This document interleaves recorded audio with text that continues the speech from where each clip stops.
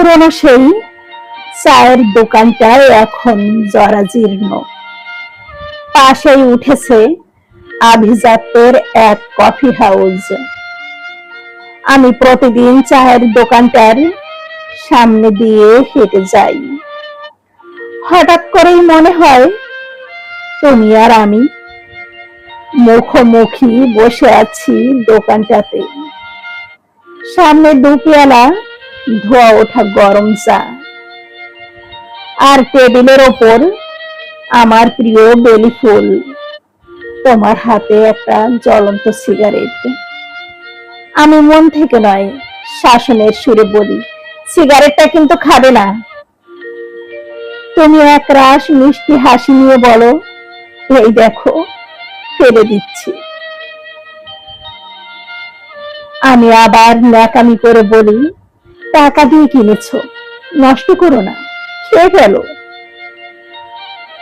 তোমায় কখনো বুঝতে দেয়নি সিগারেট তোমার হাতে তোমাকে ভীষণ মানিয়ে যেত। আমি বলেছিলাম সানগ্লাস পরবে না, আমি তোমার সুন্দর চোখ দুটো দেখতে পাই না। তুমি সত্যি সানগ্লাস পরা ছেড়ে দিয়েছিলে। তুমি বড্ড ছেলে মানুষই করতে। আমি বলতাম, এত ছেলে মানুষই করো না।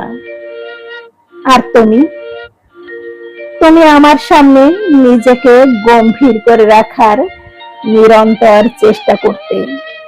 জানো, ক্যাম্পাসের সেই দেবদারু গাছটার নিচে যেখানে আমরা বসে বাদাম খেতে খেতে গল্প করতাম, গাছটা এখন অনেক বড় হয়ে গেছে।